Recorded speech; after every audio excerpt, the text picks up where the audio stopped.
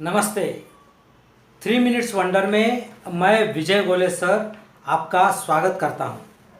आज के 3 minutes wonder में मैं आपको दिशा महादू विषय की यशोकथा सुनाता हूं।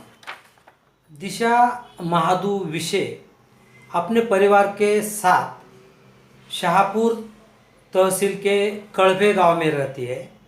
उनकी फैमिली में 6 सदस्य हैं और 8x6 की एक कंजेस्टेड रूम में ये 6 लोग रहते हैं।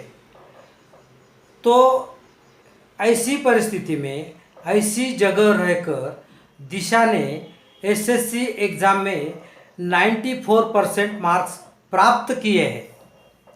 मैं आज आपको इस वीडियो में दिशा ने 94% मार्क्स कैसे प्राप्त किए हैं और अगर आप 10th में है या 12th में है तो आपको भी अगर दिशा के जितने मार्क्स कैसे मिल सकते हैं, इस यशोकथा से आपको भी 94 या उससे ज़्यादा मार्क्स कैसे मिलेंगे, ये मैं आपको इस वीडियो में बताने जा रहा हूँ।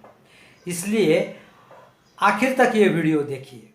एक्चुअली दिशा की फैमिली शाहपुर के अति दुर्गम डोलखाम के पास चांग्या का पाड़ा के मूल रहवासी।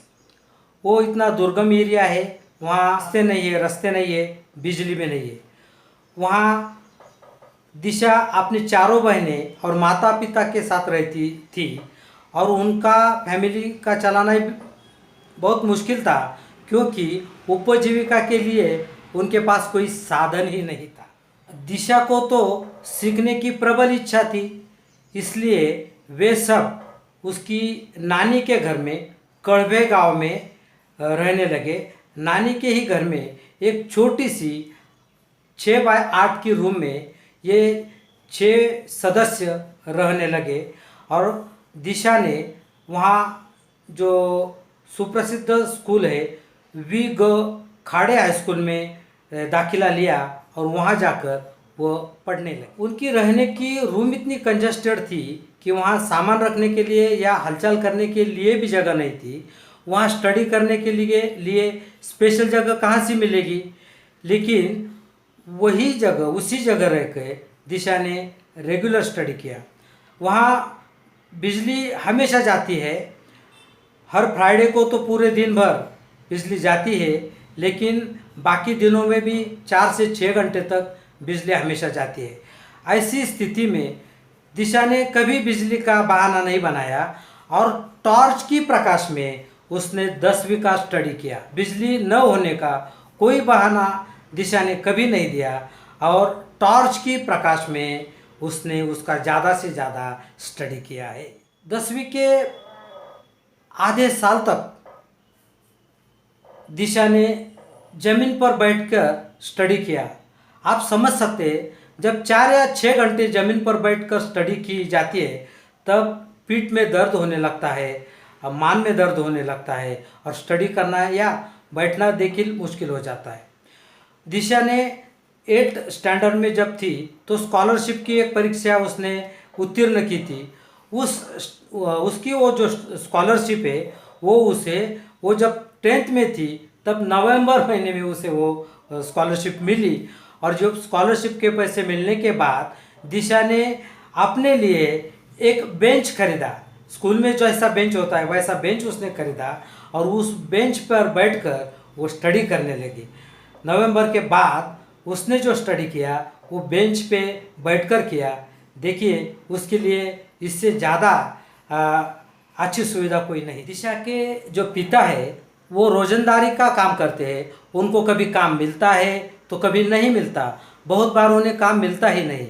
उसकी माँ भी 4-6 घरों में जाकर लोगों के कपड़े और बर्तन धोने का काम करती है और कभी कभी तो बचत गढ़ से कर्जा लेकर उनको अपना घर चलाना पड़ता है। ऐसी आर्थिक विपदा होते हुए भी दिशा ने अपने स्टडी के लिए कभी ना नहीं बोला और वो स्टडी करती रही।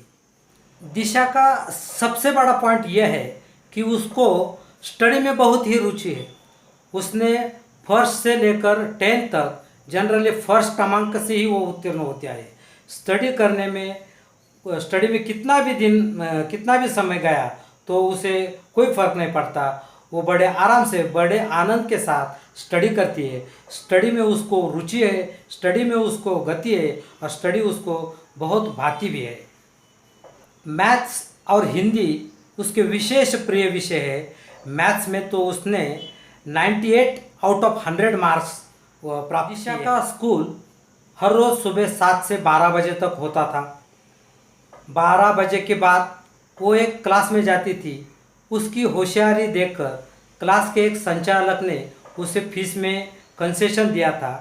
उसी क्लास में बैठकर वो 12 बजे से शाम को 6 बजे तक स्टडी करती थी। फिर उसके बाद घर आने के बाद थोड़ा फ्रेश होके खाना वगैरह खा के वो स्टडी को बैठती थी और रात को 11 बजे तक वो स्टडी करती थी। फिर उसको सुबह जल्दी भी उठना था। इसी तरह उसने साल भर नियमित रूप से स्टडी किया और 10वीं की एग्ज़ाम में उसने 94% मार्क्स हासिल किए। दिशा की ये यशो कथा आपको भी प्रेरणा देगी, लेकिन आप उस कथा का उपयोग कैसा करेंगे इस पे ये निर्भर है।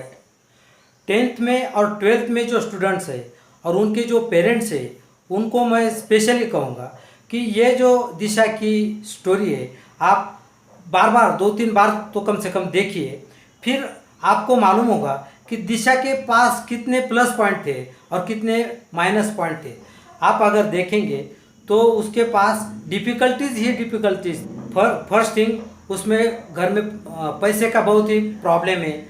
उनके घर चलाना, 2 वक्त की रोटी खाना प्रॉब्लम है। दूसरी बात, उनके लिए उनको रहने की अच्छी जगह नहीं है।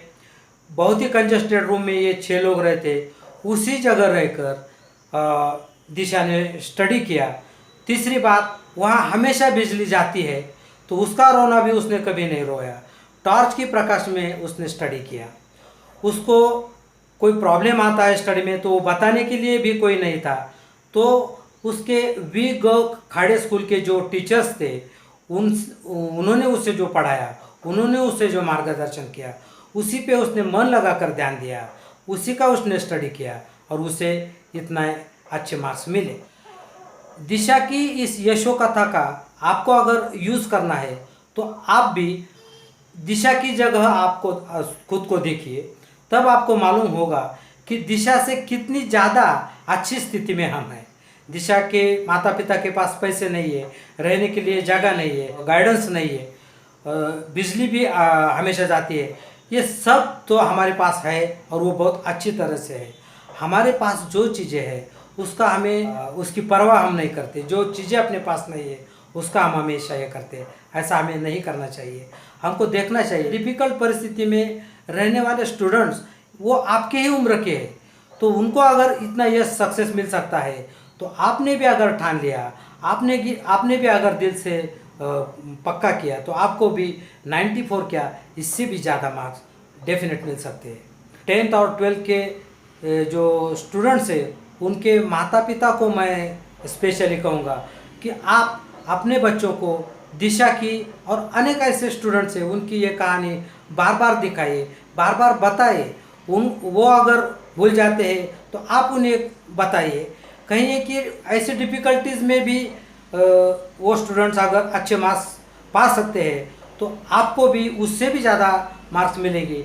लेकिन आपको ये जो समय आपके हाथ में है वो बर्बाद नहीं करना है, उसका ही यूज़ करना है। प्रत्येक दिन का, प्रत्येक आवर्स का आपने अगर यूज़ किया तो आपको दिशा के इतने 94 ही नहीं, उससे भी ज़्यादा मार्क्स डेफिनेटली मिलेंगे। ये यशोकथा का आप निश्चित उपयोग करेंगे, आपको ये यशोकथा निश्चित प्रेरणा देगी, ऐसा हमें पूरा विश्वास है। ये जो आज का वीडियो है ये लाइक कीजिए, शेयर कीजिए, सब्सक्राइब कीजिए और ज़्यादा से ज़्यादा लोगों तक इसे शेयर कीजिए। Thank you very much. और हाँ, बेल आइकॉन का बटन दबाना मत भूलिए। Thank you very much. Thank you very much.